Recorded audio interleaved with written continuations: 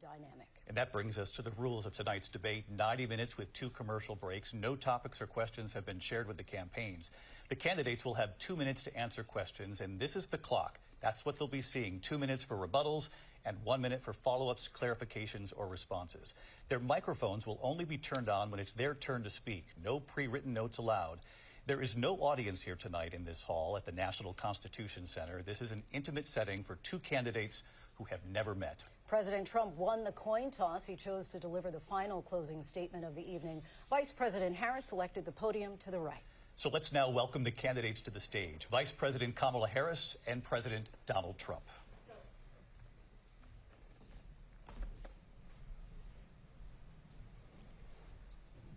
Kamala Harris.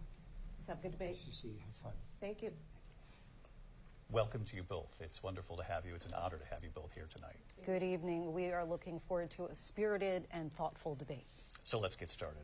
I want to begin tonight with the issue that voters repeatedly say is their #1 issue, and that is the economy and the cost of living in this country. Vice President Harris, you and President Trump were elected 4 years ago, and your opponent on the stage here tonight often asks his supporters, are you better off than you were 4 years ago? When it comes to the economy, do you believe Americans are better off than they were 4 years ago? So I was raised as a middle-class kid, and I am actually the only person on this stage who has a plan that is about lifting up the middle class and working people of America. I believe in the ambition, the aspirations, the dreams of the American people. And that is why I imagine and have actually a plan to build what I call an opportunity economy. Because here's the thing.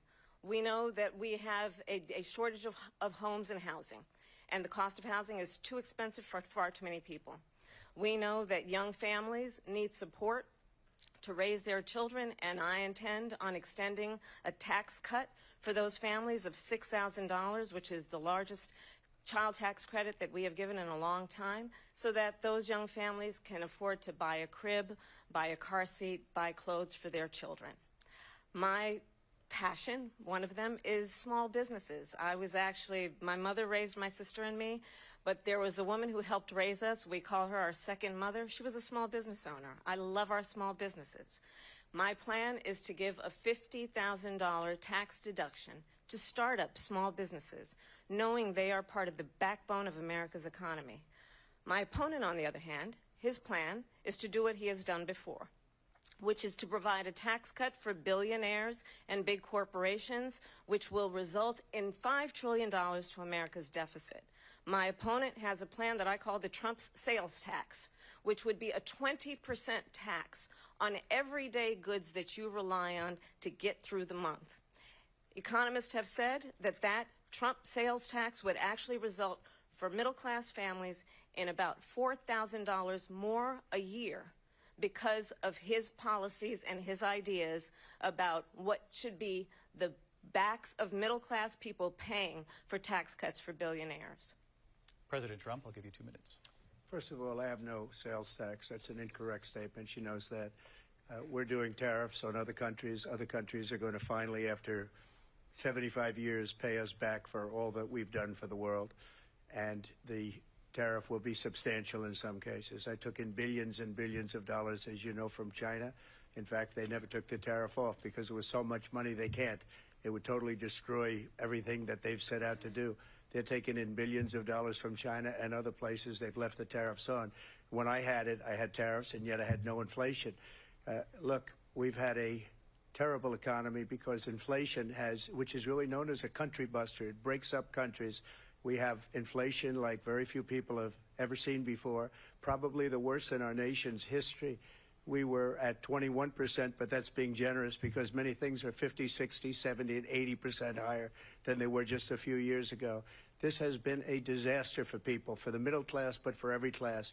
On top of that, we have millions of people pouring into our country from prisons and jails, from mental institutions and insane asylums, and they're coming in and they're taking jobs that are occupied right now by African Americans and Hispanics, and also unions. Unions are going to be affected very soon.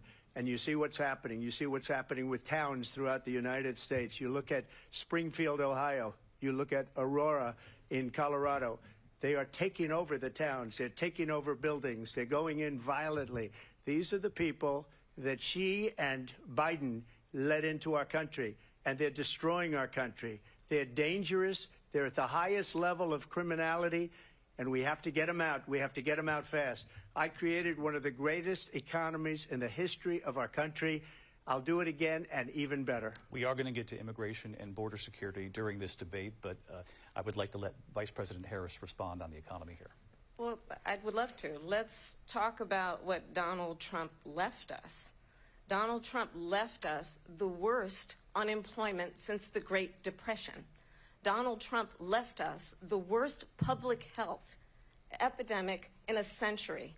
Donald Trump left us the worst attack on our democracy since the Civil War. And what we have done is clean up Donald Trump's mess. What we have done and what I intend to do is build on what we know are the aspirations and the hopes of the American people. But I'm going to tell you all in this debate tonight, you're going to hear from the same old tired playbook, a bunch of lies, grievances, and name-calling.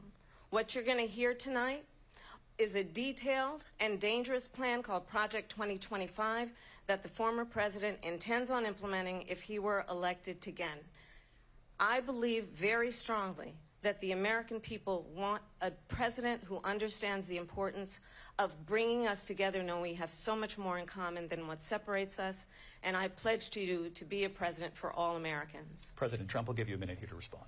Number one, I have nothing to do, as you know, and as she knows better than anyone, I have nothing to do with Project 2025.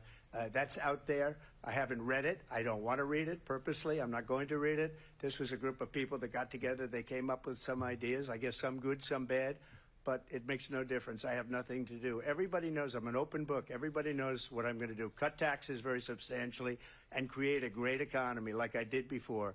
We had the greatest economy. We got hit with a pandemic. And the pandemic was not since 1917, where 100 million people died, has there been anything like it. We did a phenomenal job with the pandemic. We handed them over a country where the economy and where the stock market was higher than it was before the pandemic came in. Nobody's ever seen anything like it. We made ventilators for the entire world. We got gowns, we got masks, we did things that nobody thought possible. And people give me credit for rebuilding the military. They give me credit for a lot of things, but not enough credit for the great job we did with the pandemic. But the only jobs they got were bounce-back jobs. These were jobs bounced back, and it bounced back, and it went to their benefit. But I was the one that created them. They know it, and so does everybody else. Vice President Harris, I'll let you respond. So Donald Trump has no plan for you. And when you look at his economic plan, it's all about tax breaks for the richest people. I am offering what I describe as an opportunity economy, and the best economists in our country, if not the world, have reviewed our relative plans for the future of America. What Goldman Sachs has said is that Donald Trump's plan would make the economy worse, mine would strengthen the economy. What the Wharton School has said is Donald Trump's plan would actually explode the deficit. 16 Nobel laureates have described his economic plan as something that would increase inflation and by the middle of next year would invite a recession. You just have to look at where we are and where we stand on the issues. And I'd invite you to know that Donald Trump actually has no plan for you because he is more interested in defending himself than he is in looking out for you. That's just a soundbite. They gave her that to say. Look, I went to the Wharton School of Finance, and many of those professors, the top professors, think my plan is a brilliant plan. It's a great plan. It's a plan that's going to bring up our worth, our value as a country. It's going to make people want to be able to go and work and create jobs and create a lot of good, solid money for our country. And just to finish off, she doesn't have a plan. She copied Biden's plan, and it's like 4 sentences, like run, spot, run. 4 sentences that are just, oh, we'll try and lower taxes. She doesn't have a plan. Take a look at her plan. She doesn't have a plan. Mr. President, I do want to drill down on something you both brought up. The Vice President brought up your tariffs. You responded, and let's drill down on this, because your plan is what she calls is essentially a national sales tax. Your proposal calls for tariffs, as you pointed out here, on foreign imports across the board. You recently said that you might double your plan, imposing tariffs up to 20% on goods coming into this country. As you know, many economists say that with tariffs at that level, costs are then passed on to the consumer. Vice President Harris has argued it'll mean higher prices on gas, food, clothing, medication, arguing it costs the typical family nearly $4,000 a year. Do you believe Americans can afford higher prices because of tariffs? They're not going to have higher prices. What's going to have and who's going to have higher prices is China and all of the countries that have been ripping us off for years. I was the only president ever. China was paying us hundreds of billions of dollars, and so were other countries. And, you know, if she doesn't like them, they should have gone out and they should have immediately cut the tariffs. But those tariffs are there 3.5 years now under their administration. We are going to take in billions of dollars, hundreds of billions of dollars. I had no inflation, virtually no inflation. They had the highest inflation perhaps in the history of our country, because I've never seen a worse period of time. People can't go out and buy cereal or bacon or eggs or anything else. The people of our country are absolutely dying with what they've done. They've destroyed the economy. And all you have to do is look at a poll. The polls say 80 and 85 and even 90% that the Trump economy was great, that their economy was terrible. Vice President Harris, I do want to ask for your response, and you heard what the president said there, because the Biden administration did keep a number of the Trump tariffs in place. So how do you respond? Well, let's be clear that the Trump administration resulted in a trade deficit, one of the highest we've ever seen in the history of America. He invited trade wars. You want to talk about his deal with China? What he ended up doing is, under Donald Trump's presidency, he ended up selling American chips to China to help them improve and modernize their military, basically sold us out, when a policy about China should be in making sure the United States of America wins the competition for the 21st century, which means focusing on the details of what that requires, focusing on relationships with our allies, focusing on investing in American-based technology so that we win the race on AI, on quantum computing, focusing on what we need to do to support America's workforce so that we don't end up having, on the short end of the stick, in terms of workers' rights. But what Donald Trump did, let's talk about this, with COVID, is he actually thanked President Xi for what he did during COVID. Look at his tweet. Thank you, President Xi, exclamation point, when we know that Xi was responsible for lacking and not giving us transparency about the origins of COVID. President Trump, I'll let you respond. First of all, they bought their chips from Taiwan. We hardly make chips anymore because of philosophies like they have and policies like they have. I don't say her because she has no policy. Everything that she believed 3 years ago and 4 years ago is out the window. She's going to my philosophy now. In fact, I was going to send her a MAGA hat. She's gone to my philosophy. But if she ever got elected, she'd change it. And it will be the end of our country. She's a Marxist. Everybody knows she's a Marxist. Her father's a Marxist professor in economics, and he taught her well. But when you look at what she's done to our country, and when you look at these millions and millions of people that are pouring into our country monthly, where it's, I believe, 21 million people, not the 15 that people say, and I think it's a lot higher than the 21. That's bigger than New York State pouring in. And just look at what they're doing to our country. They're criminals. Many of these people coming in are criminals. And that's bad for our economy, too. You know, you mentioned before, we'll talk about immigration later. Well, bad immigration is the worst thing that can happen to our economy. They have, and she has, destroyed our country with policy that's insane. Almost policy that you'd say they have to hate our country. President Trump, thank you. Lindsay? I want to turn to the issue of abortion. President Trump, you've often touted that you were able to kill Roe v. Wade. Last year, you said that you were proud to be the most pro-life president in American history. Then last month, you said that your administration would be great for women and their reproductive rights. in your home state of Florida, you surprised many with regard to your 6-week abortion ban, because you initially had said that it was too short. And you said, quote, I'm going to be voting that we need more than 6 weeks. But then the very next day, you reversed course and said you would vote to support the 6-week ban. Vice President Harris says that women shouldn't trust you on the issue of abortion because you've changed your position so many times. Therefore, why should they trust you? Well, the reason I'm doing that vote is because the plan is, as you know, the vote is, they have abortion in the 9th month. They even have, and you can look at the governor of West Virginia, the previous governor of West Virginia, not the current governor, who's doing an excellent job, but the governor before, he said the baby will be born and we will decide what to do with the baby. In other words, we'll execute the baby. And that's why I did that, because that predominates, because they're radical. The Democrats are radical in that. And her vice presidential pick, which I think was a horrible pick, by the way, for our country, because he is really out of it. But her vice presidential pick says abortion in the 9th month is absolutely fine. He also says execution after birth. It's execution, no longer abortion, because the baby is born, is okay. And that's not okay with me, hence the vote. But what I did is something for 52 years. They've been trying to get Roe v. Wade into the states. And through the genius and heart and strength of 6 Supreme Court justices, we were able to do that. Now, I believe in the exceptions for rape, incest, and life of the mother. I believe strongly in it. Ronald Reagan did also.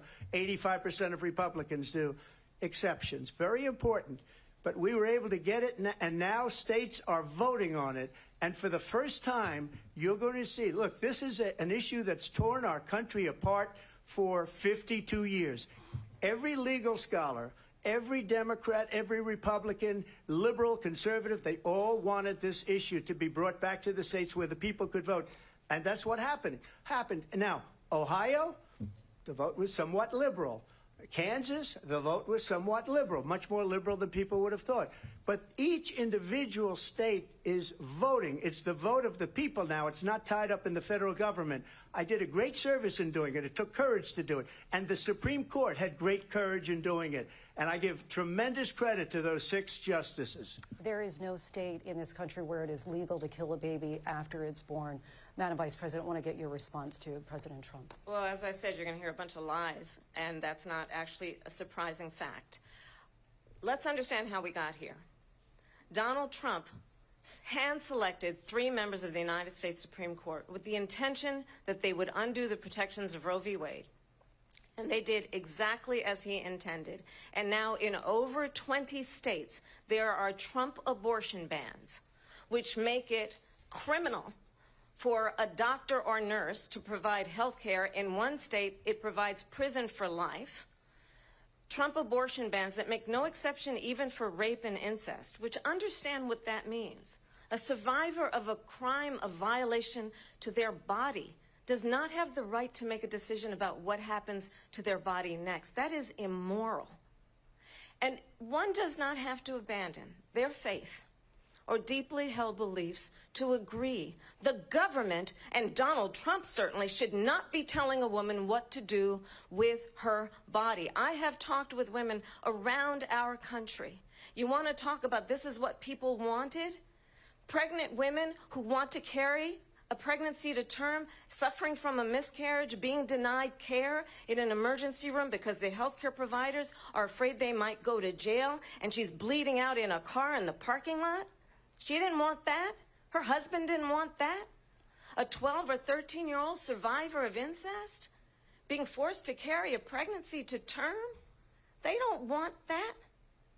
And I pledge to you, when Congress passes a bill to put back in place the protections of Roe v. Wade, as President of the United States, I will proudly sign it into law. But understand, if Donald Trump were to be reelected, he will sign a national abortion ban. Understand, in his Project 2025, there would be a national abortion, a monitor that would be monitoring your pregnancies, your miscarriages. I think the American people believe that certain freedoms, in particular the freedom to make decisions about one's own body, should not be made by the government. Thank you, Vice President Harris. Well, there she goes again. It's a lie. I'm not signing a ban, and there's no reason to sign a ban because we've gotten what everybody wanted.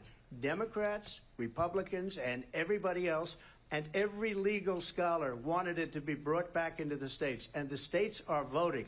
And it may take a little time, but for 52 years, this issue has torn our country apart. And they've wanted it back in the states. And I did something that nobody thought was possible. The states are now voting. What she says is an absolute lie. And as far as the abortion ban, no, I'm not in favor of abortion ban, but it doesn't matter because this issue has now been taken over by the states. Would you veto a national abortion ban if it came to Well, I your won't desk? have to because, again, two things. Number one, she said she'll go back to Congress. She'll never get the vote. It's impossible for her to get the vote, especially now with the 50-50, essentially 50-50 in both Senate and the House. She's not going to get the vote. She can't get the vote. She won't even come close to it. So it's just talk. You know what it reminds me of? When they said they're going to get student loans terminated, and it ended up being a total catastrophe. The student loans, and then her, I think probably her boss, if you call him a boss, he spends all his time on the beach.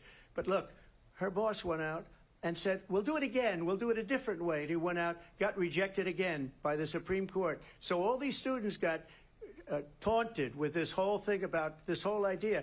And how unfair that would have been, part of the reason they lost, to the millions and millions of people that had to pay off their student loans. They didn't get it for free.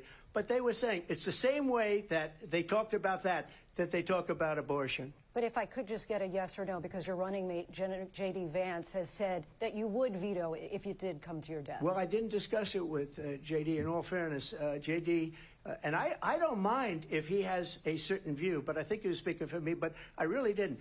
Look, we don't have to discuss it because she'd never be able to get it, just like she couldn't get student loans. They couldn't get student loans. They didn't even come close to getting student loans. They taunted young people and a lot of other people that had loans. They can never get this approved. So it doesn't matter what she says about going to Congress. Well, wonderful. Let's go to Congress. Do it. But the fact is that for years they wanted to get it out of Congress and out of the federal government, and we did something that everybody said couldn't be done. And now you have a vote of the people on abortion. Vice President Harris, I want to give you your time to respond, but I do want to ask, would you support any restrictions on a woman's right to an abortion? I absolutely support reinstating the protections of Roe v. Wade, and as you rightly mentioned, nowhere in America is a woman carrying a pregnancy to term and asking for an abortion. That is not happening. It's insulting to the women of America. And understand what has been happening under Donald Trump's abortion bans. Couples who pray and dream of having a family are being denied IVF treatments. What is happening in our country? Working people, working women who are working 1 or 2 jobs, who can barely afford childcare as it is, have to travel to another state to get on a plane sitting next to strangers to go and get the health care she needs. Barely can afford to do it, and what you are putting her through is unconscionable. And the people of America have not, the majority of Americans believe in a woman's right to make decisions about her own body, and that is why in every state where this issue has been on the ballot, in red and blue states both, the people of America have voted for freedom. Vice President Harris, Excuse me, I have to respond. Another lie. It's another lie. I have been a leader on IVF, which is fertilization. The IVF, I have been a leader. In fact, when they got a very negative decision on IVF from the Alabama courts, I saw the people of Alabama and the legislature 2 days later voted it in. I've been a leader on it. They know that, and everybody else knows it. I have been a leader on fertilization, IVF. And the other thing, you should ask, will she allow abortion in the 8th month, 9th month, 7th month? Come on. Okay, would you do that? Why don't you ask her that question? Why don't you answer That's the problem. question? Would you because veto? Under Roe v. Answer Wade, the question, would you veto? you could do abortions in the 7th month, the 8th month, the 9th month, not true. and probably after birth. Just look at the former governor of Virginia. The governor of Virginia said we put the baby aside and then we determine what we want to do with the baby. President Trump, thank you. We're going to turn now to immigration and border security. We know it's an issue that's important to Republicans, Democrats, voters across the board in this country. Vice President Harris, you were tasked by President Biden with getting to the root causes of migration from Central America. We know that illegal border crossings reached a record high in the Biden administration. This past June, President Biden imposed tough new asylum restrictions. We know the numbers since then have dropped significantly. But my question to you tonight is, why did the administration wait until 6 months before the election to act? And would you have done anything differently from President Biden on this? So I'm the only person on this stage who has prosecuted transnational criminal organizations for the trafficking of guns, drugs, and human beings. And let me say that the United States Congress, including some of the most conservative members of the United States Senate, came up with a border security bill which I supported. And that bill would have put 1,500 more border agents on the border to help those folks who are working there right now overtime trying to do their job. It would have allowed us to stem the flow of fentanyl coming into the United States. I know there are so many families watching tonight who have been personally affected by the surge of fentanyl in our country. That bill would have put more resources to allow us to prosecute transnational criminal organizations for trafficking in guns, drugs, and human beings. But you know what happened to that bill? Donald Trump got on the phone, called up some folks in Congress, and said, kill the bill. And you know why? Because he'd prefer to run on a problem instead of fixing a problem. And understand, this comes at a time where the people of our country actually need a leader who engages in solutions, who actually addresses the problems at hand. But what we have in the former president is someone who would prefer to run on a problem instead of fixing a problem. And I'll tell you something, he's going to talk about immigration a lot tonight, even when it's not the subject that is being raised. And I'm going to actually do something really unusual, and I'm going to invite you to attend one of Donald Trump's rallies, because it's a really interesting thing to watch. You will see during the course of his rallies, he talks about fictional characters like Hannibal Lecter. He will talk about windmills cause cancer. And what you will also notice is that people start leaving his rallies early out of exhaustion and boredom. And I will tell you, the one thing you will not hear him talk about is you. You will not hear him talk about your needs, your dreams, and your desires. And I'll tell you, I believe you deserve a president who actually puts you first, and I pledge to you that I will. Vice President Harris, thank you. President Trump, on that point, I want to get your response. Well, I would like to respond. Let me just ask, though, why did you try to kill that bill, and successfully so, that would have put thousands of additional agents and officers on the border? First, let me respond as to the rallies. She said people start leaving. People don't go to her rallies. There's no reason to go. And the people that do go, she's bussing them in and paying them to be there, and then showing them in a different light. So she can't talk about that. People don't leave my rallies. We have the biggest rallies, the most incredible rallies in the history of politics. That's because people want to take their country back. Our country is being lost. We're a failing nation. And it happened 3.5 years ago. And what's going on here, you're going to end up in World War III, just to go into another subject. What they have done to our country by allowing these millions and millions of people to come into our country, and look at what's happening to the towns all over the United States. And a lot of towns don't want to talk. It's not going to be Aurora or Springfield. A lot of towns don't want to talk about it because they're so embarrassed by it. In Springfield, they're eating the dogs, the people that came in. They're eating the cats. They're eating the pets of the people that live there. And this is what's happening in our country, and it's a shame. As far as rallies are concerned, as far as the reason they go is they like what I say. They want to bring our country back. They want to make America great again. It's a very simple phrase, make America great again. She's destroying this country, and if she becomes president, this country doesn't have a chance of success. Not only success, we'll end up being Venezuela on steroids. I just want to clarify here. You bring up Springfield, Ohio, and ABC News did reach out to the city manager there. He told us there have been no credible reports of specific claims of pets being harmed, injured, or abused by individuals within the immigrant community. Well, I've seen people on television. Let me just say here, this is the people on television say my dog was taken and used for food. So maybe he said that, and maybe that's a good thing to say for a city manager. I'm not taking this from television. But the people on television saying their dog was eaten by the people that went there. Again, the Springfield city manager says there's no evidence of that. Vice We'll President find Harris, out. I'll let you respond to the rest of what you've heard. You talk about extreme.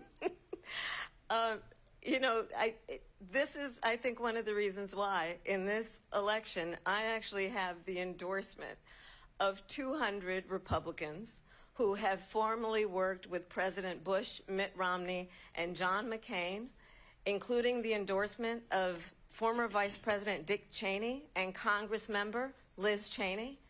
And if you want to really know the inside track on who the former president is, if he didn't make it clear already, just ask people who have worked with him. His former chief of staff, a 4-star general, has said he has contempt for the Constitution of the United States. His former national security advisor has said he is dangerous and unfit. His former Secretary of Defense has said the nation, the Republic, would never survive another Trump term. And when we listen to this kind of rhetoric, when the issues that affect the American people are not being addressed, I think the choice is clear in this election. President Trump, I'll give you a quick minute to respond Yeah. here.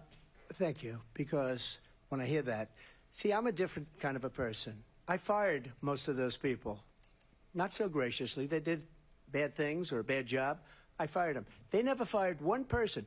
They didn't fire anybody having to do with Afghanistan and the Taliban and the 13 people who's were just killed, viciously and violently killed. And I got to know the parents and the family. They didn't fire. They should have fired all those generals, all those top people, because that was one of the most incompetently handled situations anybody has ever seen. So when somebody does a bad job, I fire him.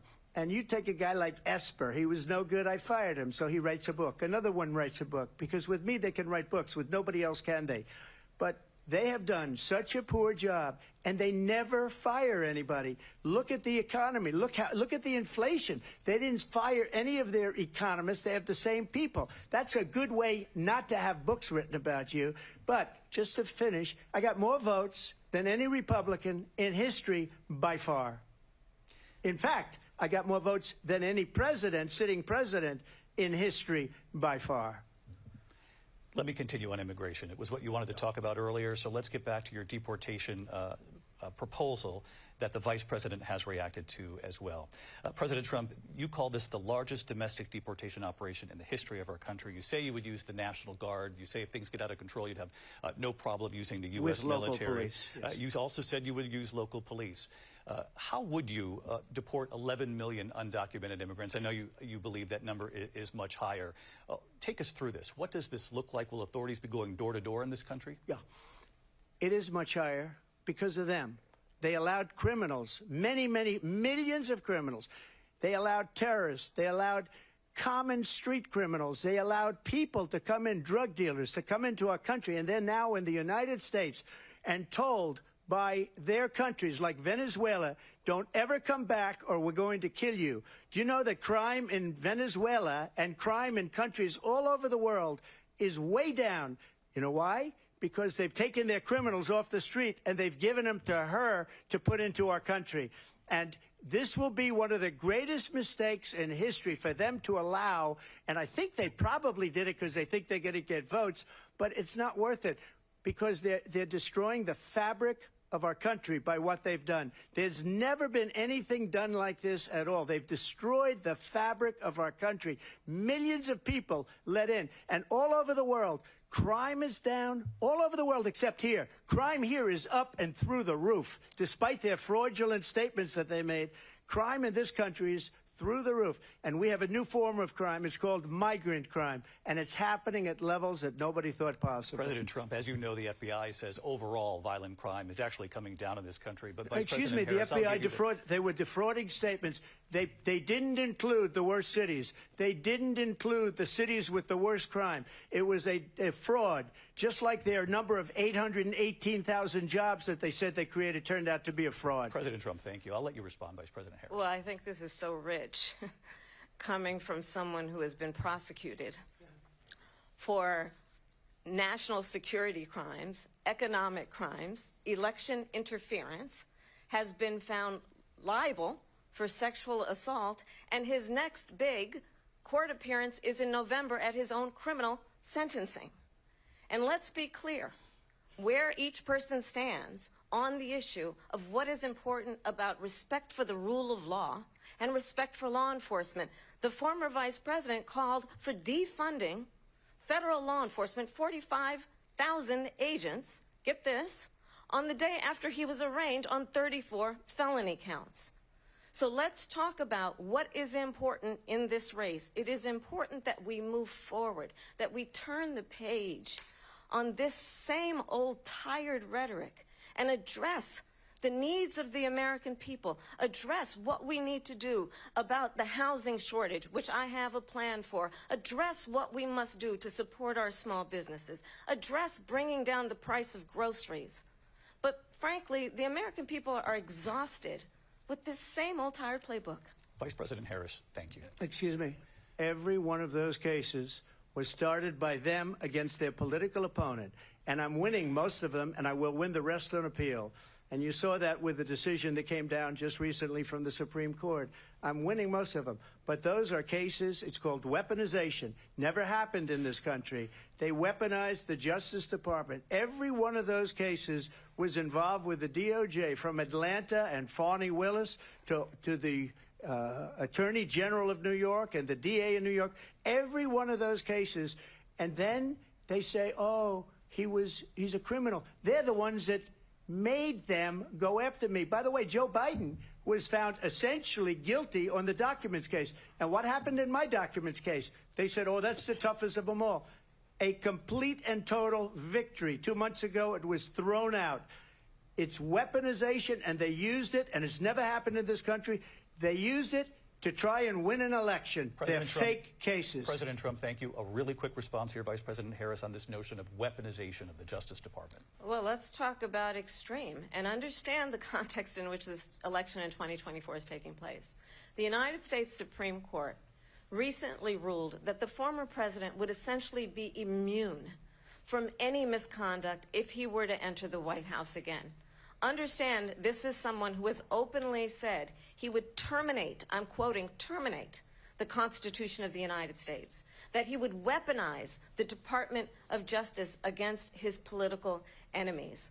Someone who has openly expressed disdain for members of our military. Understand what it would mean if Donald Trump were back in the White House with no guardrails, because certainly we know now the court won't stop him. We know J.D. Vance is not going to stop him. It's up to the American people Vice President to stop Harris, him. thank you. Lindsay? Vice President Harris, in your last run for president.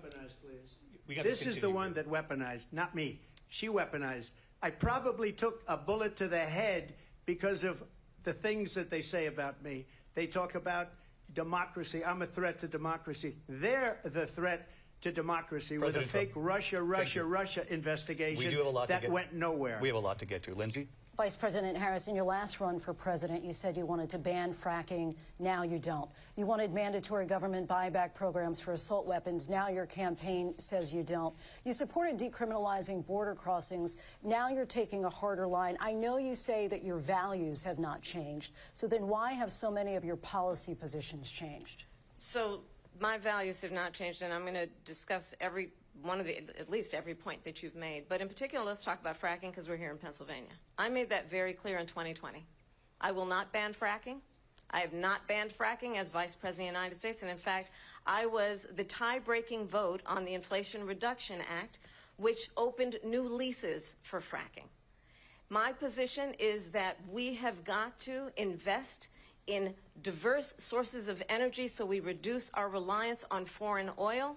We have had the largest increase in domestic oil production in history because of an approach that recognizes that we cannot over-rely on foreign oil. As it relates to my values, let me tell you, I grew up a middle-class kid raised by a hardworking mother who worked and saved and was able to buy our first home when I was a teenager. The values I bring to the importance of home ownership, knowing not everybody got handed $400 million on a silver platter and then filed bankruptcy 6 times, is a value that I bring to my work, to say we are going to work with the private sector and home builders to increase 3 million homes, increased by 3 million homes by the end of my first term. My work that is related to having a friend when I was in high school who was sexually assaulted by her stepfather. And my focus then on protecting women and children from violent crime is based on a value that is deeply grounded in the importance of standing up for those who are most vulnerable. My work that is about protecting Social Security and Medicare is based on long-standing work that I have done, protecting seniors from scams. My values have not changed. And what is important is that there is a president who actually brings values and a perspective that is about lifting people up and not beating people down and name-calling. The true measure of the leader is the leader who actually understands the strength is not in beating people down, it's in lifting people up. I intend to be that president. President Trump, your Well, response? first of all, I wasn't given $400 million. I wish I was. My father was a Brooklyn builder, Brooklyn, Queens, and a great father, and I learned a lot from him. But I was given a fraction of that, a tiny fraction, and I built it into many, many billions of dollars, many, many billions. And when people see it, they are even surprised. So we don't have to talk about that. Fracking, she's been against it for 12 years. Defund the police, she's been against that forever. She gave all that stuff up very wrongly, very horribly, and everybody's laughing at it, okay? They're all laughing at it. She gave up at least 12 and probably 14 or 15 different policies. Like, she was big on defund the police. In Minnesota, she went out, wait a minute, I'm talking now, if you don't mind, please. Does that sound familiar? She went out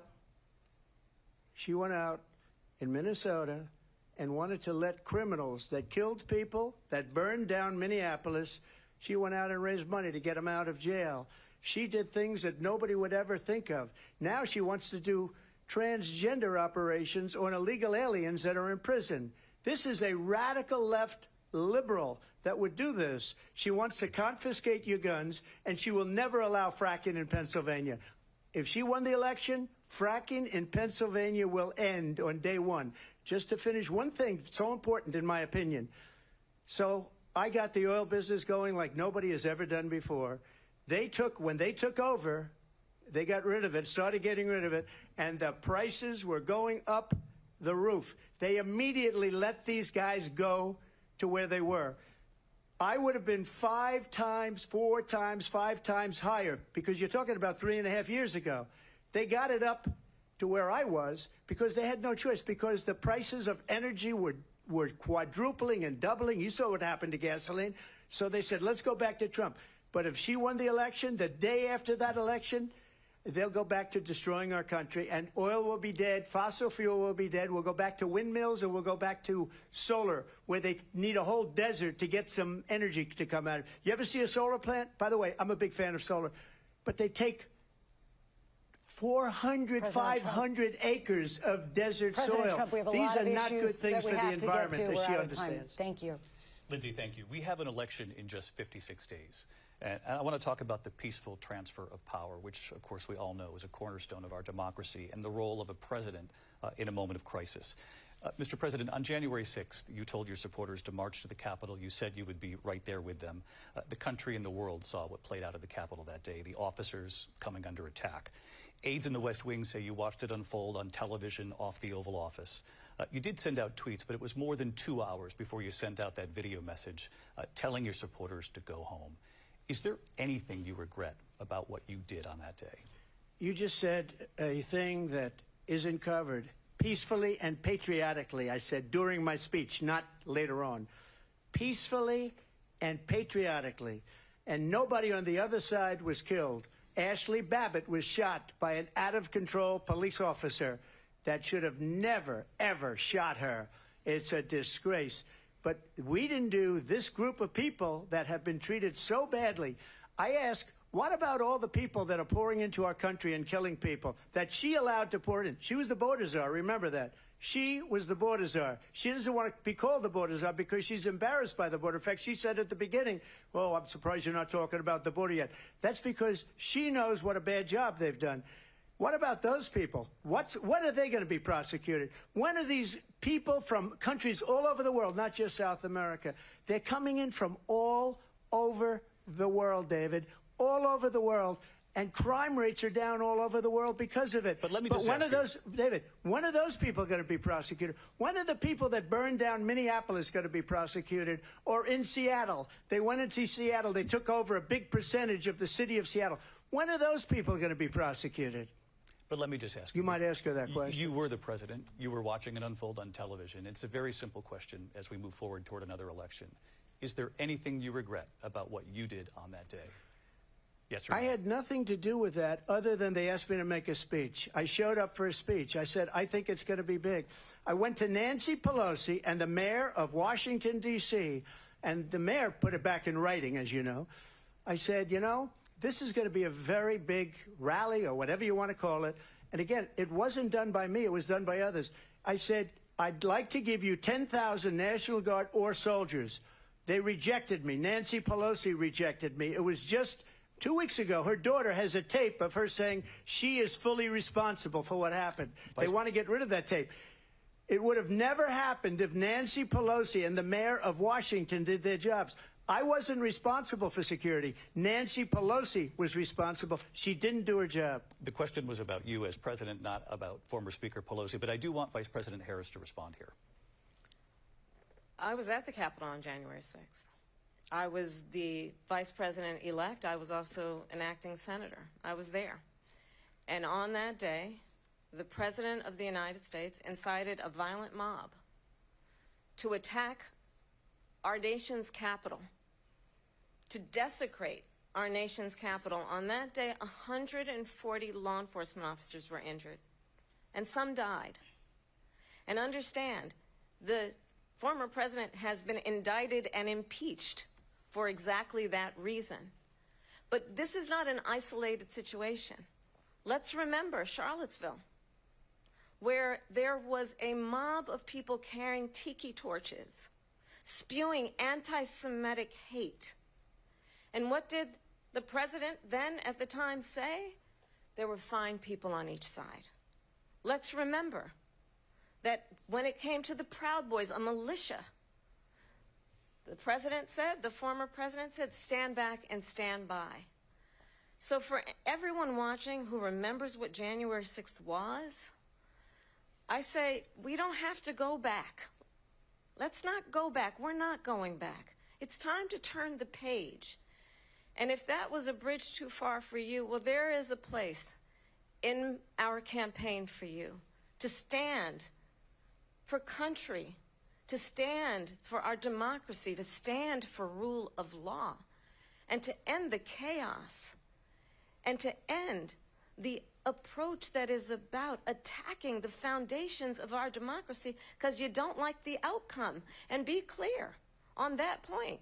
Donald Trump, the candidate, has said in this election there will be a bloodbath if this and the outcome of this election is not to his liking. Let's turn the page on this. Let's not go back. Let's chart a course for the future and not go backwards to the past. Let me just follow up here. It was a different term, and it was a term that related to energy because they have destroyed our energy business. That was where bloodbath was. Also, on Charlottesville, that story has been, as you would say, debunked. Laura Ingraham, Sean Hannity, Jesse, all of these people, they covered it. If they go an extra sentence, they will see it was perfect. It was debunked in almost every newspaper, but they still bring it up, just like they bring 2025 up. They bring all of this stuff up. I ask you this. You talk about the Capitol. Why are we allowing these millions of people to come through on the southern border? How come she's not doing anything? And I'll tell you what I would do, and I would be very proud to do it. I would say we would both leave this debate right now. I'd like to see her go down to Washington, D.C. during this debate because we're wasting a lot of time. Go down to, because she's been so bad, it's so ridiculous. Go down to Washington, D.C. and let her sign a bill to close up the border because they have the right to do it. They don't need bills. They have the right to do it. The President of the United States, you'll get him out of bed. You'll wake him up at 4 o'clock in the afternoon. Right. You'll say, come on down to the office. Let's sign a bill. If he signs a bill that the border is closed, all he has to do is say it to the Border Patrol, who are phenomenal, If they do that, the border is closed. Mr. Those President, people are killing many people, unlike J6. We talked immigration here tonight. I do want to focus on this next issue to both of you, because it really brings us this into focus, truth in these times that we're living in.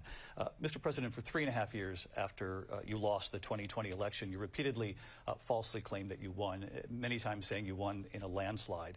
In the past couple of weeks leading up to this debate, you have said, quote, you lost by a whisker, that you, quote, didn't quite make it, that you came up a little bit short. I said that? Are you now acknowledging that you lost in 2020? No, I don't acknowledge that at all. But I you said did that say sarcastically. That. You know that. It was said, oh, we lost by a whisker. That was said sarcastically. Look, there's so much proof. All you have to do is look at it. And they should have sent it back to the legislatures for approval. I got almost 75 million votes, the most votes any sitting president has ever gotten. I was told if I got 63, which was what I got in 2016, you can't be beaten. The election, people should never be thinking about an election as fraudulent. We need two things. We need walls, and we have to have it. We have to have borders, and we have to have good elections. Our elections are bad. And a lot of these illegal immigrants coming in, they're trying to get them to vote. They can't even speak English. They don't even know what country they're in practically. And these people are trying to get them to vote. And that's why they're allowing them to come into our country. I did watch all of these pieces of video. I didn't detect the sarcasm, lost by a whisker. We didn't quite make it. And we should just point out here as clarification, and you know this, you and your allies, 60 cases in front of many judges, many of them no Republican. Judge looked at it. And said they said no we didn't have widespread standing. fraud. That's the other thing. They said we didn't have standing, a technicality. Can you imagine a system where a person in an election doesn't have standing? The President of the United States doesn't have standing. That's how we lost. If you look at the facts, and I'd love to have you'll do a special on it. I'll show you Georgia, and I'll show you Wisconsin, and I'll show you Pennsylvania, and I'll show you. We have so many facts and statistics, but you know what? That doesn't matter, because we have to solve the problem that we have right now. That's old news. And the problem that we have right now is we have a nation in decline, and they have put it into decline. We have a nation that is dying, David. Mr. President, thank you. Vice President Harris, you heard the president there tonight. He said he didn't say that he lost by a whisker. So he still believes he did not lose the election that was won by President Biden and yourself. But I do want to ask you about something that's come up in the last couple of days. This was a post from President Trump about this upcoming election just weeks away. He said, when I win, those people who cheated, and then he lists donors, voters, election officials, he says will be prosecuted to the fullest extent of the law, which will include long-term prison sentences. One of your campaign's top lawyers responded saying, we won't let Donald Trump intimidate us. We won't let him suppress the vote. Is that what you believe he's trying to do here? Donald Trump was fired by 81 million people. So let's be clear about that. And clearly he is having a very difficult time processing that. But we cannot afford to have a president of the United States who attempts, as he did in the past, to upend the will of the voters in a free and fair election.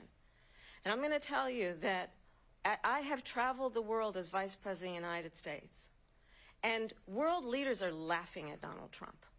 I have talked with military leaders, some of whom worked with you, and they say you're a disgrace.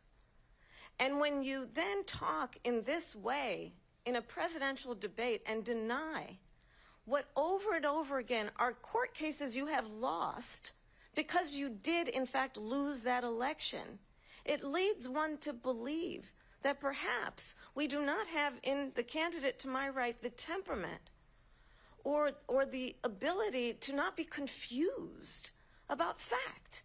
That's deeply troubling, and the American people deserve better. I'll give you 1 minute to respond, Mr. President. Let me just tell you about world leaders. Viktor Orban, one of the most respected men, they call him a strong man. He's a tough person, smart. Prime Minister of Hungary. They said, why is the whole world blowing up? 3 years ago it wasn't. Why is it blowing up? He said, because you need Trump back as president. They were afraid of him. China was afraid, and I don't like to use the word afraid, but I'm just quoting him. China was afraid of him. North Korea was afraid of him. Look at what's going on with North Korea, by the way. He said Russia was afraid of him. I ended the Nord Stream 2 pipeline, and Biden put it back on day one, but he ended the XL pipeline. The XL pipeline in our country. He ended that. But he let the Russians build a pipeline going all over Europe and heading into Germany, the biggest pipeline in the world. Look, Viktor Orban said it. He said the most respected, most feared person is Donald Trump. We had no problems when Trump was president, but when this weak, pathetic man that you saw at a debate just a few months ago, that if he weren't in that debate, he'd be running instead of her. She got no votes. He got 14 million votes. What you did, you talk about a threat to democracy. He got 14 million votes, and they threw him out of office. And you know what? I'll give you a little secret. He hates her. He can't stand her. But he got 14 million votes. They threw him out. She got 0 votes. And when she ran, she was the first one to leave because she failed. And now she's running. I don't understand it, but I'm okay with it because your time is I think we're going to do very well. We've got a lot more to get to. Turning now to the Israel-Hamas war and the hostages who are still being held, Americans among them. Vice President Harris, in December, you said, quote, Israel has a right to defend itself, but you added, quote, it matters how, saying international humanitarian law must be respected. Israel must do more to protect innocent civilians. You said that 9 months ago. Now an estimated 40,000 Palestinians are dead. Nearly 100 hostages remain. Just last week, Prime Minister Benjamin Netanyahu said there's not a deal in the making. President Biden has not been able to break through the stalemate. How would you do it? Well, let's understand how we got here. On October 7, Hamas, a terrorist organization, slaughtered 1,200 Israelis. Many of them young people who were simply attending a concert. Women were horribly raped. And so absolutely, I said then, I say now, Israel has a right to defend itself. We would. And how it does so matters. Because it is also true, far too many innocent Palestinians have been killed. Children, mothers. What we know is that this war must end. It must end immediately, and the way it will end is we need a ceasefire deal and we need the hostages out. And so we will continue to work around the clock on that. Work around the clock, also understanding that we must chart a course for a two-state solution. And in that solution, there must be security for the Israeli people and Israel, and in equal measure for the Palestinians. But the one thing I will assure you always, I will always give Israel the ability to defend itself, in particular as it relates to Iran and any threat that Iran and its proxies pose to Israel. But we must have a two-state solution where we can rebuild Gaza, where the Palestinians have security, self-determination, and the dignity they so rightly deserve. President Trump, how would you negotiate with Netanyahu and also Hamas in order to get the hostages out and prevent the killing of more innocent civilians in Gaza? If I were president, it would have never started. If I were president, Russia would have never, ever, I know Putin very well, he would have never, and there was no threat of it either, by the way, for 4 years, have gone into Ukraine and killed millions of people when you add it up, far worse than people understand what's going on over there. But when she mentions about Israel, all of a sudden, she hates Israel. She wouldn't even meet with Netanyahu when he went to Congress to make a very important speech. She refused to be there because she was at a sorority party of hers. She wanted to go to the sorority party. She hates Israel. If she's president, I believe that Israel will not exist within 2 years from now. And I've been pretty good at predictions, and I hope I'm wrong about that one. She hates Israel. At the same time, in her own way, she hates the Arab population, because the whole place is going to get blown up. Arabs, Jewish people, Israel will be gone. It would have never happened. Iran was broke under Donald Trump. Now Iran has $300 billion because they took off all the sanctions that I had. Iran had no money for Hamas or Hezbollah or any of the 28 different spheres of terror. And they are spheres of terror, horrible terror. They had no money. It was a big story, and you know it. You covered it very well, actually. They had no money for terror. They were broke. Now they're a rich nation, and now what they're doing is they're spreading that money around. Look at what's happening with the Houthis and Yemen. Look at what's going on in the Middle East. this would have never happened. I will get that settled and fast, and I'll get the war with Ukraine and Russia ended. If I'm president-elect, I'll get it done before even becoming president. Vice President Harris, he says you hate Israel. That's absolutely not true. I have my entire career and life supported Israel and the Israeli people. He knows that. He's trying to, again, divide and distract from the reality, which is it is very well known that Donald Trump is weak and wrong on national security and foreign policy. It is well known that he admires dictators, wants to be a dictator on day one, according to himself. It is well known that he said of Putin that he can do whatever the hell he wants and go into Ukraine. It is well known that he said when Russia went into Ukraine, it was brilliant. It is well known he exchanged love letters with Kim Jong-un. And it is absolutely well known that these dictators and autocrats are rooting for you to be president again because they're so clear. They can manipulate you with flattery and favors. And that is why so many military leaders who you have worked with have told me you are a disgrace. That is why we understand that we have to have a president who is not consistently weak and wrong on national security, including the importance of upholding and respecting in highest regard our military. Vice President Harris, thank you. They're the ones, and she's the one that caused it, that's weak on national security by allowing every nation last month for the year, 168 different countries sending people into our country. Their crime rates are way down. Putin endorsed her last week, said, I hope she wins. And I think he meant it, because what he's gotten away with is absolutely incredible. It wouldn't have happened with me. The leaders of other countries think that they're weak and incompetent, and they are. They're grossly incompetent. And I just ask one question. Why does Biden go in and kill the Keystone Pipeline and approve the single biggest deal that Russia's ever made, Nord Stream 2, the biggest pipeline anywhere in the world going to Germany and all over Europe? Because they're weak and they're ineffective.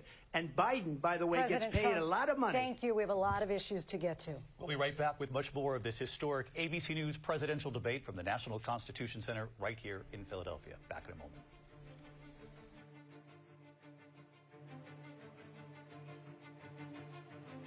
The ABC News presidential debate will continue after this. Rethink how you get breaking news. Our rooftop collapses.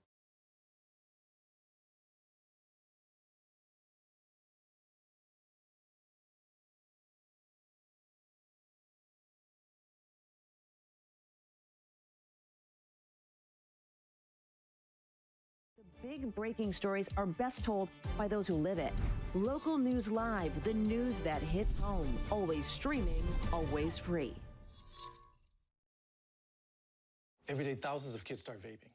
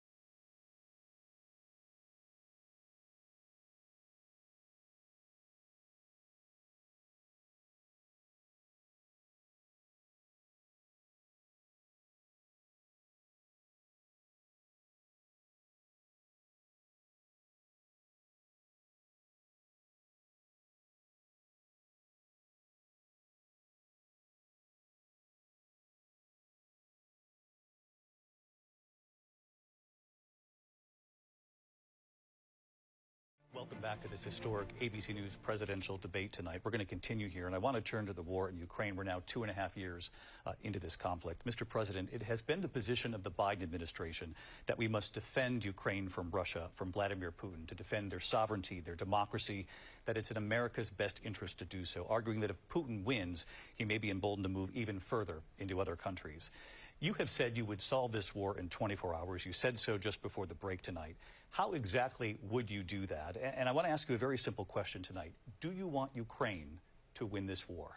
I want the war to stop. I want to save lives that are being uselessly, people being killed by the millions. It's the millions. It's so much worse than the numbers that you're getting, which are fake numbers. Look, we're in for $250 billion or more, because they don't ask Europe, which is a much bigger beneficiary to getting this thing done than we are. They're in for $150 billion less because Biden and you don't have the courage to ask Europe like I did with NATO. They paid billions and billions, hundreds of billions of dollars when I said, either you pay up or we're not going to protect you anymore. So that's maybe one of the reasons they don't like me as much as they like weak people. But you take a look at what's happening. We're in for 250 to 275 billion. They're into 100 to 150. They should be forced to equalize. With that being said, I want to get the war settled. I know Zelensky very well, and I know Putin very well. I have a good relationship, and they respect your president, okay? They respect me. They don't respect Biden. How would you respect him? Why? For what reason?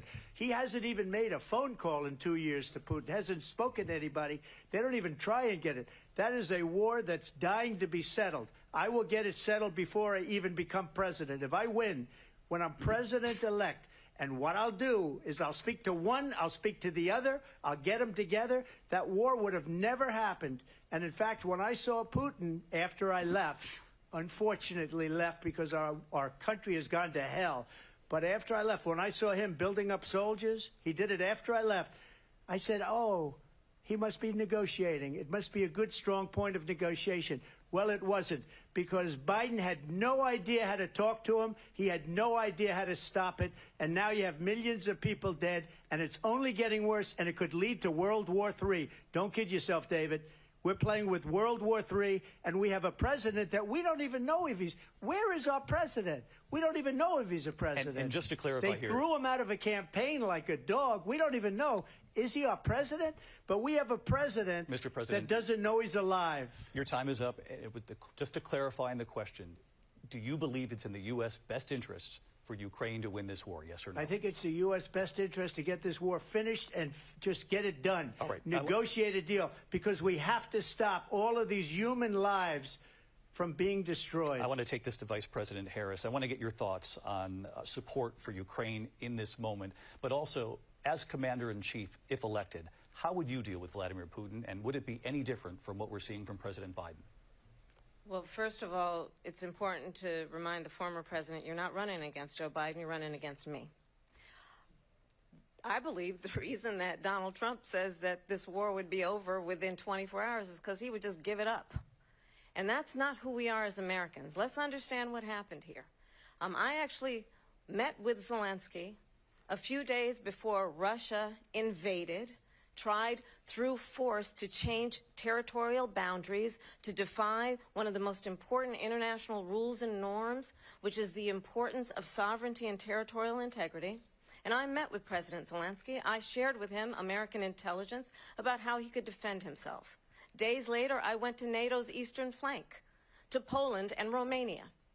And through the work that I and others did, we brought 50 countries together to support Ukraine in its righteous defense. And because of our support, because of the air defense, the ammunition, the artillery, the javelins, the Abrams tanks that we have provided, Ukraine stands as an independent and free country. If Donald Trump were president, Putin would be sitting in Kyiv right now. And understand what that would mean, because Putin's agenda is not just about Ukraine. Understand why the European allies and our NATO allies are so thankful that you are no longer president, and that we understand the importance of the greatest military alliance the world has ever known, which is NATO, and what we have done to preserve the ability of Zelensky and the Ukrainians to fight for their independence. Otherwise, Putin would be sitting in Kyiv with his eyes on the rest of Europe, starting with Poland. And why don't you tell the 800,000 Polish Americans right here in Pennsylvania how quickly you would give up for the sake of favor and what you think is a friendship with what is known to be a dictator who would eat you for lunch. Vice President Harris, thank you. We've heard from both of you on Ukraine tonight. Afghanistan came up in the last hour. I wanted her to respond to something you said earlier, and please, I'll give you a minute here. Putin would be sitting in Moscow, and he wouldn't have lost 300,000 men and women, but he would have been sitting in Moscow. Quiet, please. He would have been sitting in Moscow much happier than he is right now. But eventually, you know, he's got a thing that other people don't have. He's got nuclear weapons. They don't ever talk about that. He's got nuclear weapons. Nobody ever thinks about that. And eventually, maybe he'll use them, and maybe he hasn't been that threatening, but he does have that. Something we don't even like to talk about. Nobody likes to talk about it. But just so you understand, they sent her to negotiate peace before this war started. 3 days later, he went in and he started the war because everything they said was weak and stupid. They said the wrong things. That war should have never started. She was the emissary. They sent her in to negotiate with Zelensky and Putin, and she did. And the war started 3 days later. And that's the kind of talent we have with her. She's worse than Biden. In my opinion, I think he's the worst president in the history of our country. She goes down as the worst vice president in the history of our country. But let me tell you something. She is a horrible negotiator. They sent her in to negotiate. As soon as they left, Putin did the invasion. President Trump, thank you. You did bring up something. You said she went to negotiate with Vladimir Putin. Vice President Harris, have you ever met Vladimir Putin? Can you clarify tonight? Yet again, I said it at the beginning of this debate, you're going to hear a bunch of lies coming from this fellow. And that is another one. When I went to meet with President Zelensky, I've now met with him over 5 times. The reality is it has been about standing as America always should, as a leader upholding international rules and norms, as a leader who shows strength, understanding that the alliances we have around the world are dependent on our ability to look out for our friends and not favor our enemies because you adore strong men instead of caring about democracy. And that is very much what is at stake here. The President of the United States is Commander-in-Chief. And the American people have a right to rely on a president who understands the significance of America's role and responsibility in terms of ensuring that there is stability and ensuring we stand up for our principles and not sell them for the benefit of personal flattery. We've talked about Ukraine and Vladimir Putin. I do want to talk about Afghanistan. It came up in the first hour of this debate. I want to move on to Afghanistan. Stoltenberg said Trump did the most amazing thing I've ever seen. He got these countries, the 28 countries at the time, to pay up. He said, I've never seen. He's the head of NATO. He said, I've never seen. For years, we were paying almost all of NATO. We were being ripped off by European nations, both on trade and on NATO. I got them to pay up by saying one of the statements you made before, if you don't pay, we're not going to protect you. Otherwise, we would have never gotten it. He said it was one of the most incredible jobs that he's ever seen done. Thank you. I want to turn to Afghanistan. It came up in the first hour of the debate, and we witnessed a poignant moment today on Capitol Hill, honoring the soldiers who died in the chaotic withdrawal from Afghanistan. I do want to ask the Vice President, do you believe you bear any responsibility in the way that withdrawal played out? Well, I will tell you, I agreed with President Biden's decision to pull out of Afghanistan. 4 presidents said they would, and Joe Biden did. And as a result, America's taxpayers are not paying the $300 million a day we were paying for that endless war. And as of today, there is not one member of the United States military who is in active duty in a combat zone in any war zone around the world, the first time this century. But let's understand how we got to where we are. Donald Trump, when he was president, negotiated one of the weakest deals you can imagine. He calls himself a deal maker. Even his national security advisor said it was a weak, terrible deal. And here's how it went down. He bypassed the Afghan government. He negotiated directly with a terrorist organization called the Taliban.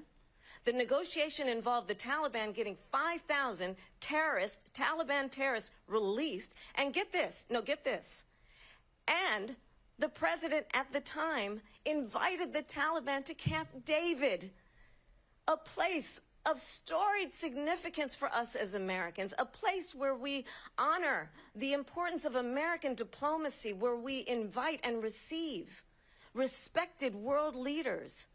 And this former president, as president, invited them to Camp David because he does not, again, appreciate the role and responsibility of the President of the United States to be commander-in-chief with a level of respect. And this gets back to the point of how he has consistently disparaged and demeaned members of our military, fallen soldiers, and the work that we must do to uphold the strength and the respect of the United States of America around the world. Vice President Harris, thank you. President Trump, your response to her saying that you began the negotiations with the Taliban. So if you take a look at that period of time, the Taliban was killing our soldiers, a lot of them, with snipers. And I got involved with the Taliban because the Taliban was doing the killing. That's the fighting force within Afghanistan. They don't bother doing that because, you know, they deal with the wrong people all the time. But I got involved. And Abdul is the head of the Taliban. He is still the head of the Taliban. And I told Abdul, don't do it anymore. You do it anymore, you're going to have problems. And he said, why do you send me a picture of my house? I said, you're going to have to figure that out, Abdul. And for 18 months, we had nobody killed. We did have an agreement negotiated by Mike Pompeo. It was a very good agreement. The reason it was good, it was we were getting out. We would have been out faster than them, but we wouldn't have lost the soldiers. We wouldn't have left many Americans behind, and we wouldn't have left $85 billion worth of brand new, beautiful military equipment behind. And just to finish, they blew it. The agreement said you have to do this, and they didn't do it. They didn't do it. The agreement was terminated by us because they didn't do what they were supposed to do. I want to move on. And these people did the worst withdrawal, and in my opinion, the most embarrassing moment in the history of our country. And by the way, that's why Russia attacked Ukraine, because they saw how incompetent she and her boss are. President Trump, thank you. I want to move on now to race and politics in this country. Mr. President, you recently said of Vice President Harris, quote, I didn't know she was black until a number of years ago when she happened to turn black, and now she wants to be known as black. I want to ask a bigger picture question here tonight. Why do you believe it's appropriate to weigh in on the racial identity of your opponent? I don't, and I don't care. I don't care what she is. I don't care. You make a big deal out of something. I couldn't care less. Whatever she wants to be is okay with me. But those were your words, so I'm asking... I don't know. I mean, all I can say is I read where she was not black, that she put out, and I'll say that. And then I read that she was black, and that's okay. Either one was okay with me. That's up to her. That's up to her. Vice President Harris, your thoughts on this? I think it's, I mean, honestly, I think it's a tragedy that we have someone who wants to be president who has consistently, over the course of his career, attempted to use race to divide the American people. You know, I do believe that the vast majority of us know that we have so much more in common than what separates us, and we don't want this kind of approach that is just constantly trying to divide us, and especially by race. And let's remember how Donald Trump started. He was land, he owned buildings, and he was investigated because he refused to rent property to black families. Let's remember, this is the same individual who took out a full-page ad in the New York Times calling for the execution of 5 young black and Latino boys who were innocent, the Central Park 5. Took out a full-page ad calling for their execution. This is the same individual who spread birther lies about the first black president of the United States. And I think the American people want better than that. want better than this. Want someone who understands, as I do, I travel our country. We see in each other a friend. We see in each other a neighbor. We don't want a leader who is constantly trying to have Americans point their fingers at each other. I meet with people all the time who tell me, can we please just have discourse about how we're going to invest in the aspirations and the ambitions and the dreams of the American people? Knowing that regardless of people's color or the language their grandmother speaks, we all have the same dreams and aspirations and want a president who invests in those, not in hate and division. Vice President Harris, thank you. Lindsay? President Trump, this is now your third time. This is the most divisive presidency in the history of our country. There's never been anything like it. They're destroying our country, and they come up with things like what she just said. Going back many, many years, when a lot of people, including Mayor Bloomberg, agreed with me on the Central Park Five, they admitted, they said, they pled guilty. And I said, well, if they pled guilty, they badly hurt a person, killed a person ultimately. And if they pled guilty, then they pled, we're not guilty.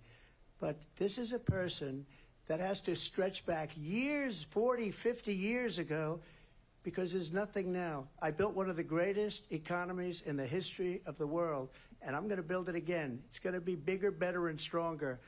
But they're destroying our economy. They have no idea what a good economy is. Their oil policies, every single policy. And remember this, she is Biden. You know, she's trying to get away from Biden. I don't know the gentleman, she says. She is Biden.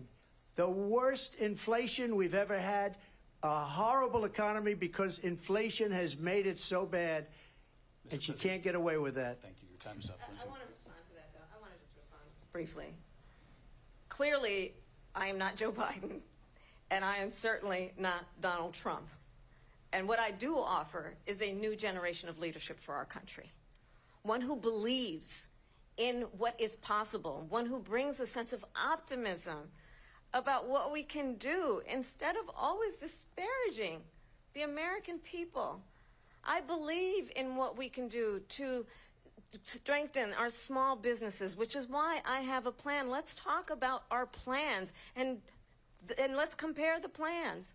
I have a plan to give startup businesses $50,000 tax deduction, to pursue their ambitions, their innovation, their ideas, their hard work. I have a plan, $6,000 for young families for the first year of your child's life, to help you in that most critical stage of your child's development. I have a plan that is about allowing people to be able to pursue what has been fleeting in terms of the American dream by offering a help with down payment of $25,000 down payment assistance for first-time home buyers. That's the kind of conversation, I believe, David, that people really want tonight, as opposed to a conversation that is constantly about belittling and name-calling. Let's turn the page Vice President and move Harris, forward. thank you. Let's turn to policy. President Let's Trump, turn back we to have policy. to move on. President Trump. Let's turn to policy, She please. has a plan to defund the police. She has a plan to confiscate everybody's gun. President Trump, she we has do a have to plan move to on to not other allow issues. fracking in Pennsylvania or anywhere else. Okay. Thank you, That's Mr. what her President. plan is until just recently. I just need Lindsay, to go ahead. respond President because Trump, the President former Trump, president has said no, I'm something sorry. twice that I need to No, respond to. I'm sorry. I We're just going need to to move on, respond Vice one President time Harris. to what he President has said Trump, this multiple is times. now your Yes. third time running for president. You have long vowed to repeal and replace the Affordable Care Act, also known as Obamacare. You have failed to accomplish that. You now say you're going to keep Obamacare, quote, unless we can do something much better. Correct. Last month, you said, quote, we're working on it. So tonight, 9 years after you first started running, do you have a plan, and can you tell us what it is? Obamacare was lousy health care, always was. It's not very good today. And what I said, that if we come up with something, and we are working on things, we're going to do it and we're going to replace it. But remember this, I inherited Obamacare because Democrats wouldn't change it. They wouldn't vote for it. They were unanimous. They wouldn't vote to change it. If they would have done that, we would have had a much better plan than Obamacare. But the Democrats came up. They wouldn't vote for it. I had a choice to make when I was president. Do I save it and make it as good as it can be, never going to be great, or do I let it rot? And I felt I had an obligation, even though politically it would have been good to just let it rot and let it go away. I decided, and I told my people, the top people, and they're very good people. I have a lot of good people in that administration. We read about the bad ones. We had some real bad ones, too, and so do they. They have really bad ones. The difference is they don't get rid of them. But let me just explain. I had a choice to make. Do I save it and make it as good as it can be, or do I let it rot? And I saved it. I did the right thing. But it's still never going to be great, and it's too expensive for people. And what we will do is we're looking at different plans. If we can come up with a plan that's going to cost our people, our population, less money and be better health care than Obamacare, then I would absolutely do it.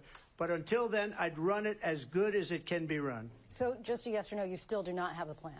I have concepts of a plan. I'm not president right now. But if we come up with something, I would only change it if we come up with something that's better and less expensive. And there are concepts and options we have to do that. And you'll be hearing about it in the not-too-distant future. Vice President Harris, in 2017, you supported Bernie Sanders' proposal to do away with private insurance and create a government-run health care system. 2 years later, you proposed a plan that included a private insurance option. What is your plan today? Well, first of all, I absolutely support, and over the last 4 years as vice president, private health care options. But what we need to do is maintain and grow the Affordable Care Act. But I'll get to that, Lindsay. I just need to respond to a previous point that the former president has made. I've made very clear my position on fracking. And then this business about taking everyone's guns away. Tim Walz and I are both gun owners. We're not taking anybody's guns away. So stop with the continuous lying about this stuff. As it relates to the Affordable Care Act, understand, just look at the history to know where people stand.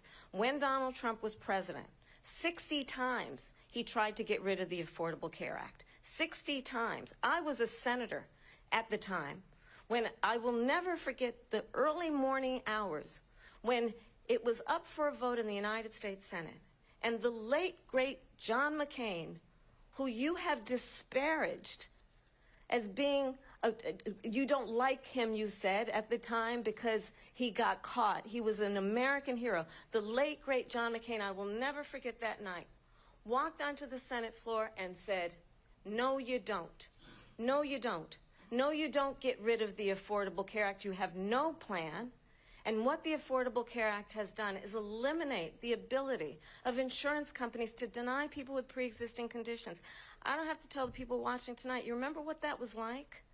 Remember when an insurance company could deny if a child had asthma, if someone was a breast cancer survivor, if a grandparent had diabetes? And thankfully, as I've been vice president, and we over the last 4 years have strengthened the Affordable Care Act, we have allowed for the first time Medicare to negotiate drug prices on behalf of you, the American people. Donald Trump said he was going to allow Medicare to negotiate drug prices. He never did. We did. And now we have capped the cost of insulin at $35 a month. Since I've been vice president, we have capped the cost of prescription medication for seniors at $2,000 a year. And when I am president, we will do that for all people, understanding that the value I bring to this is that access to health care should be a right and not just a privilege of those who can afford it. And the plan has to be to strengthen the Affordable Care Act, not get rid of it. Vice President Harris, thank you. In terms of where Donald Trump stands on that. I want to move to an issue that's important for a lot of... She made a mistake. Number one, John McCain fought Obamacare for 10 years. But it wasn't only him. It were all of the Democrats that kept it going. And you know what? We can do much better than Obamacare, much less money. But she won't improve private insurance for people, private medical insurance. That's another thing she doesn't want to get. People are paying privately for insurance that have worked hard and made money, and they want to have private. She wants everybody to be on government insurance where you wait 6 months for an operation that you need immediately. President Trump, thank you. We have another issue that we'd like to get to that's important for a number of Americans, in particular younger voters, and that's climate change. President Trump, with regard to the environment, you say that we have to have clean air and clean water. Vice President Harris, you call climate change an existential threat. The question to you both tonight is, what would you do to fight climate change? And Vice President Harris, we'll start with you. 1 minute for you each. Well, the former president had said the climate change is a hoax. And what we know is that it is very real. You ask anyone who lives in a state who has experienced these extreme weather occurrences, who now is either being denied home insurance or it's being jacked up. You ask anybody who has been the victim of what that means in terms of losing their home, having nowhere to go. We know that we can actually deal with this issue. The young people of America care deeply about this issue. And I am proud that as Vice President over the last 4 years, we have invested $1 trillion in a clean energy economy, while we have also increased domestic gas production to historic levels. We have created over 800,000 new manufacturing jobs while I have been Vice President.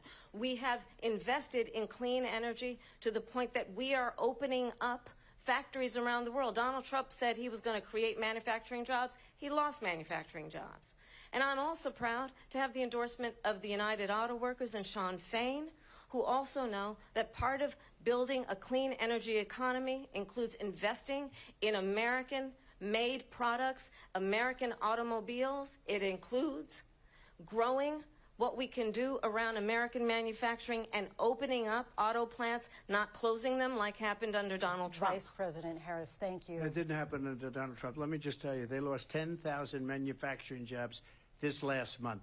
It's going, they're all leaving. They're building big auto plants in Mexico, in many cases owned by China. They're building these massive plants, and they think they're going to sell their cars into the United States because of these people. What they have given to China is unbelievable. But we're not going to let that. We'll put tariffs on those cars so they can't come into our country, because they will kill the United Auto Workers and any auto worker, whether it's in Detroit or South Carolina or any other place. What they've done to business and manufacturing in this country is horrible. We have nothing because they refuse. You know, Biden doesn't go after people because supposedly China paid him millions of dollars. He's afraid to do it. Between him and his son, they get all this money from Ukraine. They get all this money from all of these different countries. And then you wonder, why is he so loyal to this one, that one, Ukraine, China? Why is he? Why did he get $3.5 million from the mayor of Moscow's wife? Why did she pay him $3.5 million? This is a crooked administration, and they're selling our country down the tubes. President Trump, thank you. Thank you. We'll be right back with closing statements from both of our candidates. An historic night, this ABC News presidential debate from Philadelphia. Back in a moment.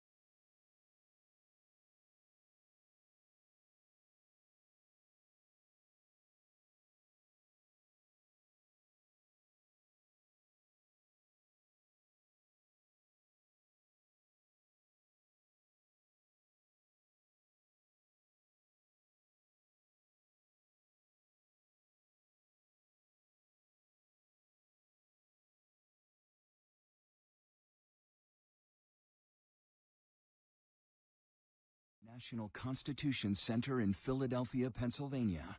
Here again, David Muir and Lindsay Davis. Welcome back tonight. The time has come for closing statements, and Vice President Harris, we begin with you. So I think you've heard tonight two very different visions for our country. One that is focused on the future, and the other that is focused on the past, and an attempt to take us backward. But we're not going back. And I do believe that the American people know we all have so much more in common than what separates us. And we can chart a new way forward. And a vision of that includes having a plan, understanding the aspirations, the dreams, the hopes, the ambition of the American people, which is why I intend to create an opportunity economy, investing in small businesses, in new families, in what we can do around protecting seniors, what we can do that is about giving hardworking folks a break and bringing down the cost of living. I believe in what we can do together that is about sustaining America's standing in the world and ensuring that we have the respect that we so rightly deserve, including respecting our military and ensuring we have the most lethal fighting force in the world. I will be a president that will protect our fundamental rights and freedoms, including the right of a woman to make decisions about her own body and not have her government tell her what to do. I'll tell you, I started my career as a prosecutor. I was a DA, I was an attorney general, a United States senator, and now vice president. I've only had one client, the people. And I'll tell you, as a prosecutor, I never asked a victim or a witness, are you a Republican or a Democrat? The only thing I ever asked them, are you okay? And that's the kind of president we need right now. Someone who cares about you and is not putting themselves first. I intend to be a president for all Americans and focus on what we can do over the next 10 and 20 years to build back up our country by investing right now in you, the American people. Vice President Harris, thank you. President Trump? So she just started by saying she's going to do this, she's going to do that, she's going to do all these wonderful things. Why hasn't she done it? She's been there for 3.5 years. They've had 3.5 years to fix the border. They've had 3.5 years to create jobs and all the things we talked about. Why hasn't she done it? She should leave right now, go down to that beautiful White House, go to the Capitol, get everyone together and do the things you want to do, but you haven't done it, and you won't do it because you believe in things that the American people don't believe in. You believe in things like we're not going to frack, we're not going to take fossil fuel, we're not going to do things that are going to make this country strong, whether you like it or not. Germany tried that, and within 1 year they were back to building normal energy plants. We're not ready for it. We can't sacrifice our country for the sake of bad vision. But I just ask one simple question. Why didn't she do it? We're a failing nation. We're a nation that's in serious decline. We're being laughed at all over the world. All over the world they're laughed. I know the leaders very well. They're coming to see me. They call me. We're laughed at all over the world. They don't understand what happened to us as a nation. We're not a leader. We don't have any idea what's going on. We have wars going on in the Middle East. We have wars going on with Russia and Ukraine. We're going to end up in a third world war, and it'll be a war like no other because of nuclear weapons, the power of weaponry. I rebuilt our entire military. She gave a lot of it away to the Taliban. She gave it to Afghanistan. What these people have done to our country, and maybe toughest of all, is allowing millions of people to come into our country. Many of them are criminals, and they're destroying our country. The worst president, the worst vice president in the history of our country. President Trump, thank you. And that is our ABC News presidential debate from here in Philadelphia at the National Constitution Center. I'm Lindsay Davis. And I'm David Muir. Thank you for watching here in the U.S. and all over the world, and from all of us here at ABC News. Good night.